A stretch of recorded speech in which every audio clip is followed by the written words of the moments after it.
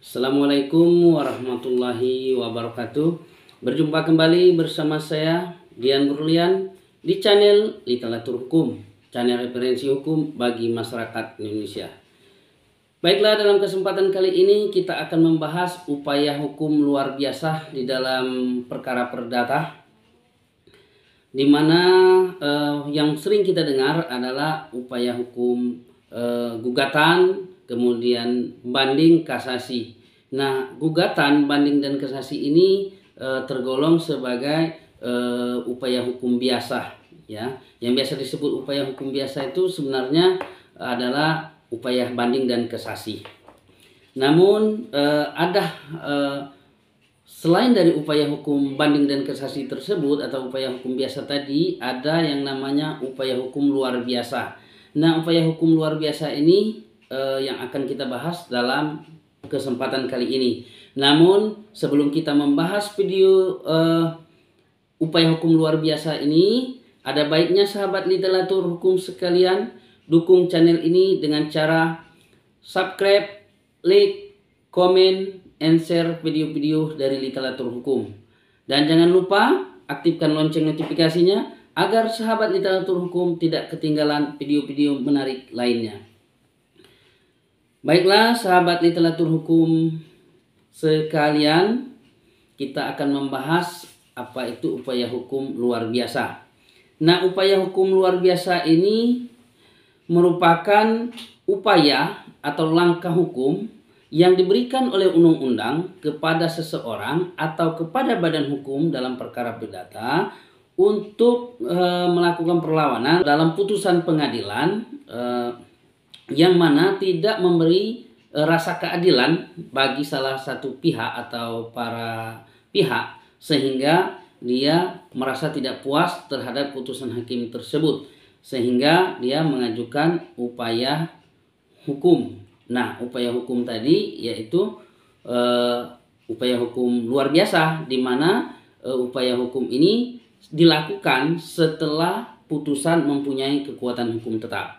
Nah, kalau tadi banding, kalau tadi kasasi, itu keputusan hukumnya belum mempunyai kekuatan hukum tetap atau belum mengikat, maka dia banding, kemudian dia kasasi. Tetapi lain halnya dengan upaya hukum luar biasa ini, karena dilakukan setelah keputusan pengadilan yang berkekuatan hukum tetap atau inkrah. Nah, kemudian di dalam upaya hukum biasa tadi sudah kita jelaskan, yaitu ada yang namanya banding dan kasasi, atau termasuk juga persen, ya, atau upaya hukum perlawanan terhadap putusan perstek. Nah, kemudian untuk upaya hukum luar biasa ini ada dua, yaitu kalau tadi upaya hukum biasa ada 3, ya, persen, kemudian perset, ya, kemudian banding, kemudian kasasi. Dan untuk upaya hukum luar biasa ini ada 2, 1 peninjauan kembali atau PK terhadap putusan pengadilan, kedua itu den de persen. Nah, den de persen ini adalah bentuk perlawanan hukum dari pihak ketiga. Nah, kemudian kita bahas satu persatu apa yang dimaksud dengan PK. Peninjauan kembali ini adalah upaya hukum yang dilakukan oleh seseorang, baik itu pidana maupun perdata, atas suatu putusan hakim yang telah mempunyai kekuatan hukum tetap, baik itu di tingkat pertama, tingkat banding, atau tingkat pertama dan tingkat terakhir. Nah, kemudian atau mempunyai putusan banding yang tidak dilaksanakan upaya kasasi, ya. Nah, kemudian apa dasar hukumnya PK ini? PK ini kan dilakukan setelah kita menempuh atau kita tidak menempuh, ya. Misalnya kita putusan tingkat pertama, kemudian kita tidak melakukan banding, kita terima. Salah satu upaya hukum luar biasa, ya, dari 2 upaya hukum luar biasa tadi, ya, 1 peninjauan kembali atau PK, 1 den de persen tadi. Nah, pertama kita akan bahas itu masalah PK-nya atau peninjauan kembali. Peninjauan kembali ini adalah upaya hukum yang dilakukan oleh seseorang, baik itu pidana ataupun perdata, yang telah mempunyai keputusan hukum tetap atau inkrah, baik itu tingkat pertama maupun tingkat terakhir, ya, yang tidak melakukan upaya hukum berikutnya. Contoh, keputusan pengadilan pengadilan pertama yang telah mempunyai kekuatan hukum tetap, ya kita tidak melakukan banding. Kemudian setelah putusan tersebut beberapa hari kemudian atau beberapa bulan kemudian kita menemukan suatu bukti baru, ya, atau kelima syarat untuk mengajukan PK tadi. Nah, maka kita berhak untuk mengajukan PK, peninjauan kembali. Begitu juga di tingkat banding atau tingkat pengadilan tinggi.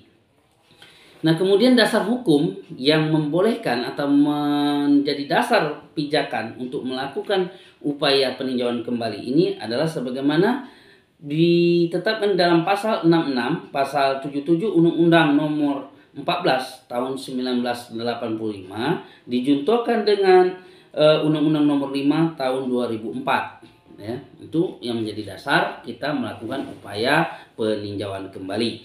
Nah, kemudian alasan-alasan atau syarat untuk mengajukan, ya, syarat untuk mengajukan PK ini itu ada 5 sebagaimana diatur di dalam pasal 67 Undang-Undang Nomor 14 tahun 1985 dijuntokan ke Undang-Undang Nomor 5 tahun 2004 yang berbunyi: 1. Adanya novum atau bukti baru yang diketahui setelah perkara diputuskan berdasarkan bukti-bukti yang di kemudian oleh hakim pidana dinyatakan palsu. Ya, misalnya tadi kita mengajukan bukti-buktinya lawan kita ini sertifikat, kemudian surat-surat. Nah, tapi setelah itu kita laporkan ke pengadilan ke pidananya, ternyata diproses, kemudian disidangkan, itu ternyata palsu. Nah, maka kita boleh mengajukan PK dengan alasan ini. Kemudian alasan lain daripada alasan ini adalah apabila setelah perkara diputuskan, ditentukan,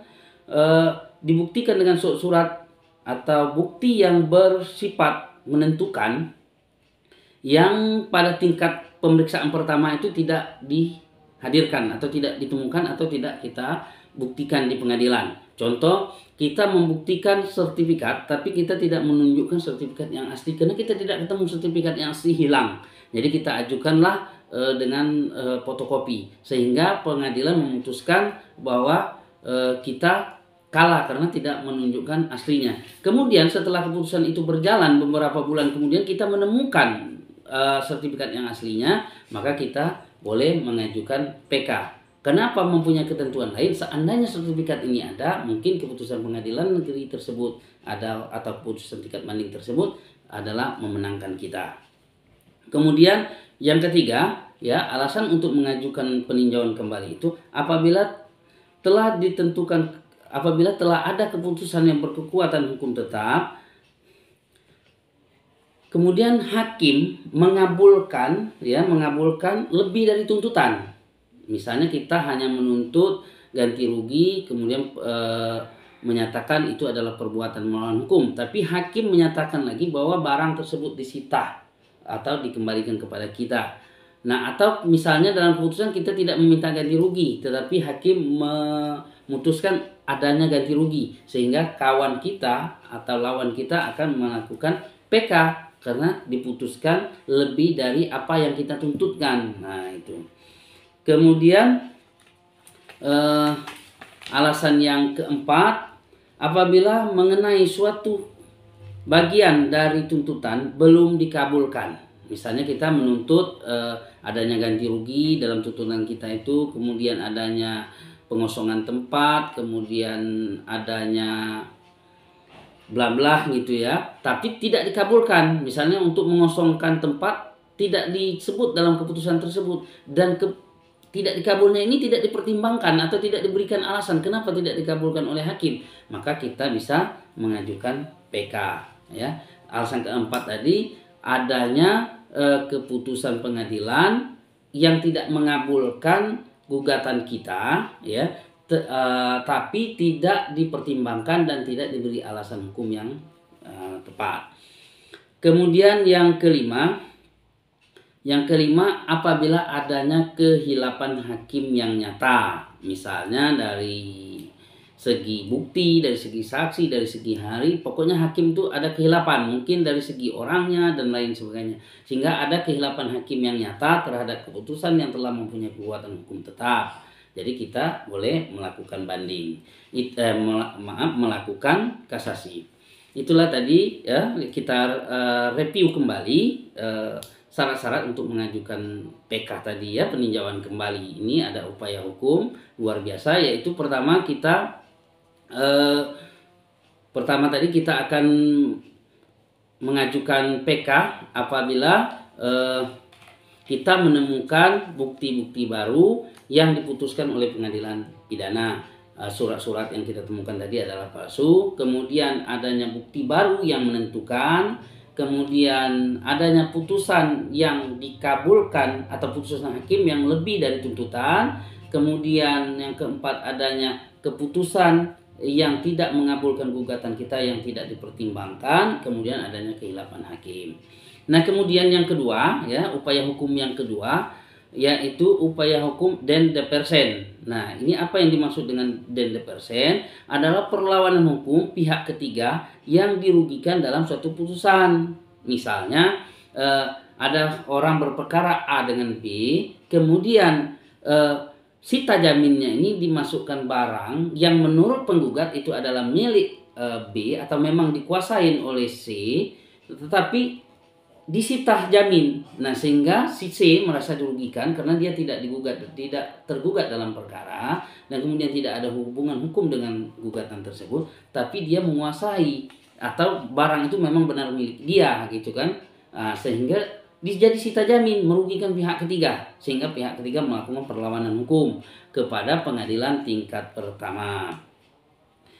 Nah, kemudian dasar hukum terkait dengan dende persen ini adalah pasal 378, 384 RV dan 195 HIR. Nah, jadi itu yang menjadi dasarnya ya.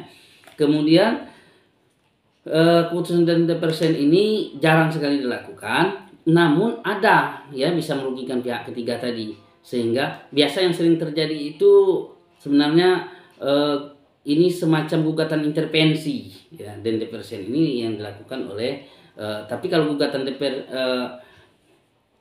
intervensi ini perkara sedang berjalan, tapi kalau yang namanya dende persen ini perkara sudah diputuskan, kemudian kita dirugikan, nah maka kita akan melakukan perlawanan hukum. Nah, itulah yang dapat saya sampaikan terkait dengan upaya hukum luar biasa. Jadi upaya hukum luar biasa ini ada dua macam, satu PK dan yang keduanya dende persen.